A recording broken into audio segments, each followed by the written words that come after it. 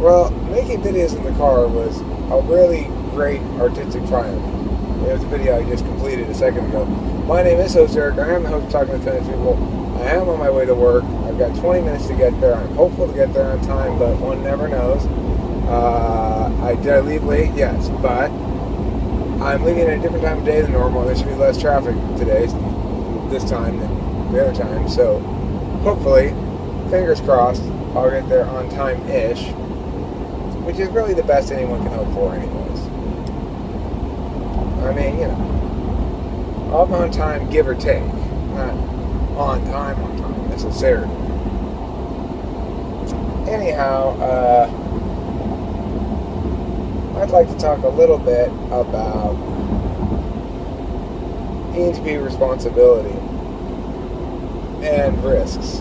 If you're an ENTP and you are younger than me, well, one good way of maximizing an ENTI's potential is to access relevant resonant heuristics, like hopefully the ones I will share with you today will prove to be for you as well, thus allowing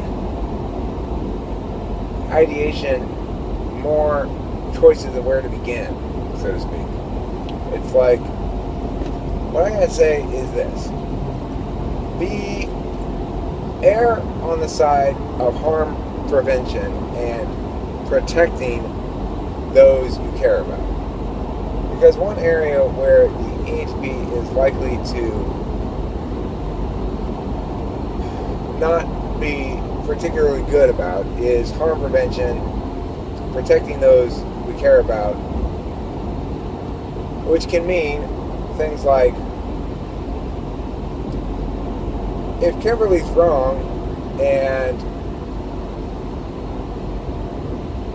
she knows it, she's not going to say, I'm wrong. If I'm attentive and aware, I can tell when she knows it, but isn't comfortable saying it or something. My point is, I need to make sure I don't break her over the coals. Not because she's right, not because she's not wrong. She's both wrong and not right.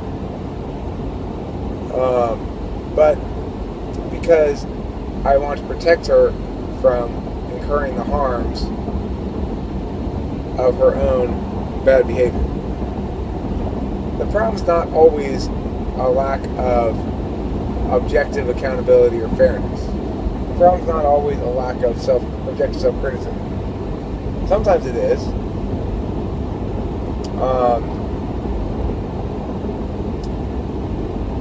But even then, you ideally don't want to rake someone over the coals about it, because it's not likely to promote objective self-criticism. From an ENTP's perspective, it seems appalling and intolerable that one might persist in lying to oneself or in prioritizing subjective calculi over objective ones in order to avoid facing the truth of something. It seems ill-advised and also almost wicked to an ENTP that one would prioritize the subjective over the objective in most circumstances, but you know, especially if there's a point in dispute and you're trying to determine why things went wrong or something, or how things went bad, and you're not facing the truth, well then you're not going to probably make a lot of progress. On the other hand, there are plenty of other circumstances where it's not a lack of awareness of their own wrongdoing that's an issue, it's a lack of their willingness to be open about it. And in those instances, you got to understand, it's painful for those people. It's painful for Kimberly to admit when she's wrong. Why? Well, I have some theories about it, but it doesn't really matter.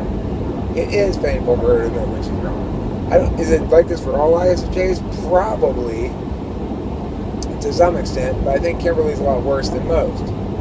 My theories link back to her particular experiences. You know, to admit when you're wrong is an act of trust. It says, you're either trusting in one of two things. You're trusting in your own ability to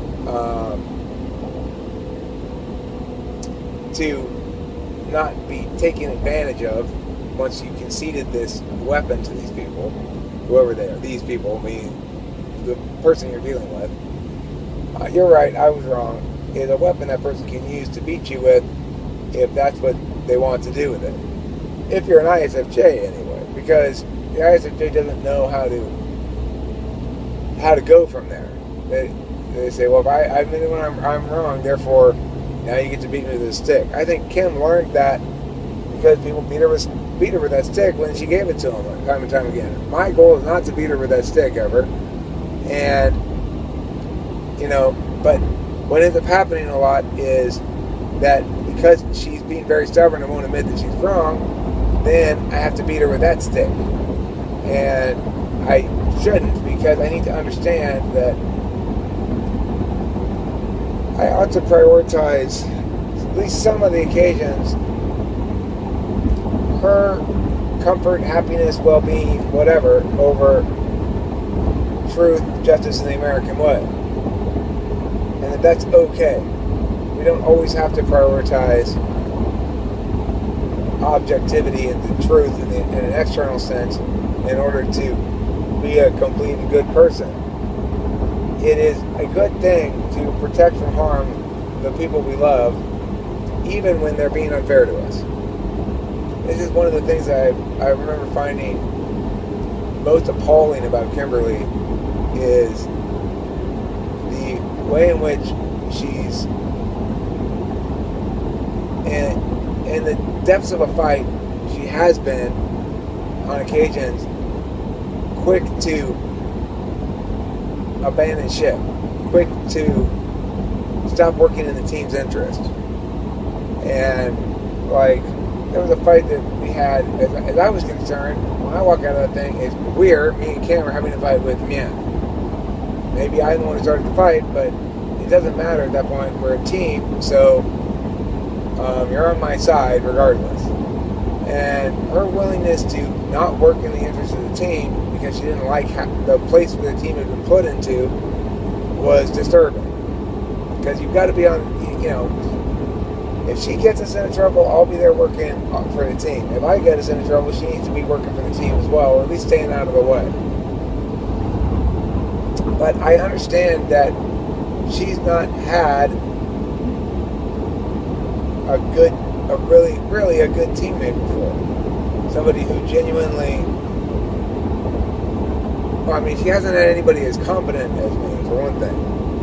And that's a bone of contention but it's a bone of contention because of my own lack of confidence in my own competence. So I want affirmation and validation from her, at least in part because I don't believe in myself enough to think that I don't need that. Now, even if I believe in myself completely, I wouldn't mind hearing affirmation from my woman for other reasons. It seems to be part of what I'm supposed to get out of it. But it causes fights when I insist on treating her like a TI tool user rather than an FE tool user. And when she is definitely an FE tool user. One of the other problems that we tend to have is she's not a big user of the FE carrot. She's more a user of the FE stick, and I don't respond well to that at all. I need to get FE carroted. If she wants to guide me, fine. But I don't mind if things are unfair in her favor, but she has to sugarcoat that shit. If she wants to just trash me, then she's not going to get anywhere with that. But she understands that, and she's adjusting and adapting. This is the thing I have to always remember as well. Even though her words aren't going to tell me what she's doing, I need to pay attention to what she's doing and how she's acting. She's not going to talk about it direct. She's not going to say, and now I'm going to do meow, meow, meow, meow. But she'll just be nice. And she'll not make that same mistake again in quite the same bad way. maybe it's slightly less bad of a way or something. Or more than slightly. Maybe she will fix a problem. She's making an effort is the key thing. I don't need to see her be perfect in terms of her execution of what ought to be in the relationship.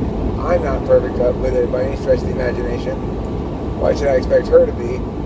I do expect her to be showing me that she cares enough to make an effort, and see some, see that we're both improving over time in our relations with each other because we're starting to understand each other better. One thing that I took away from my conversation with Alan that I thought was very valuable was when he said, you only go around the same circle so many times before you just go like, why am I doing this again?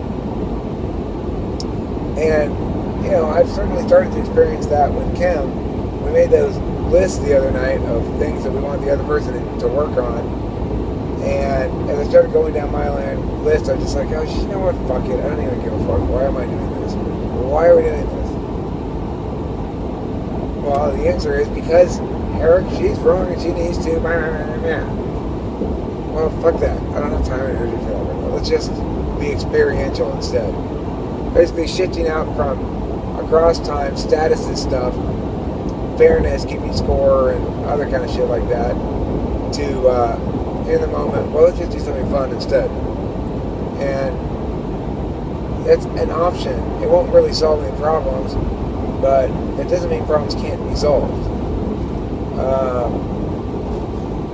I do think that, Kim and I are definitely improving in our conflicts with each other. Same sort of thing every time. It's usually her freaking out about something. Like this morning, she blew out her power strip. So after I determined that she hadn't tripped the circuit breaker, I was like, oh, I guess she didn't need a power strip. And I thought to myself, where did we have one? I couldn't place one in my mental map of the house that wasn't in use. So I said, let me run to the 99 cent store real quick and go get you one. And she flipped out, no, just find one.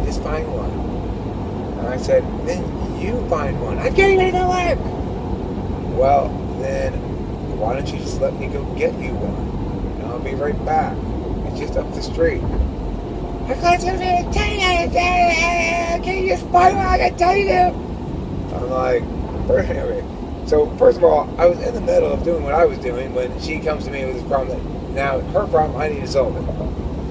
So that's point one.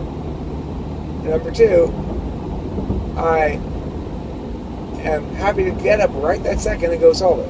I got my keys. I was like, okay, I'll go to the 99 cent store and get you one. I was out the door right then. So, number three, I was back, even after the fighting back and forth and what ended up happening, I was back before a client got there, so, bullshit. And number four, why are you screaming at me that I'm not solving your problem exactly the way you want me to solve it? When I have no reason to solve the problem at all. What I ended up doing is, to accommodate her, was giving her my power strip and going to the store and getting a new one for myself. And that was fine. But the point is, even after I did that, she was like mad because I didn't look for one instead of doing that. Because then now she's using mine, now I have something to complain about. Well, I have something to complain about already. It's the way you're talking to me and acting about this whole shit. You are not entitled to a little bitch when you get Eric, okay?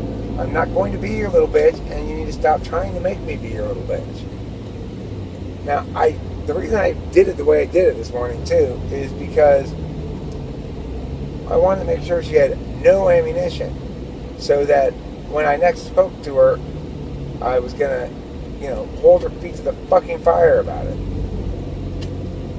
And be like, what I should have done is, and if you continue in this shit, I'm going to do that. But it doesn't do any good to punish her in that fashion, I've discovered. Because she's such a bitch about everything. It's like, She won't be. She hates being forced to do anything or pressured to do anything. I do too. I absolutely fucking despise it. But the difference is, I don't try to do that to other people, which she does. So, it's ridiculous. I mean,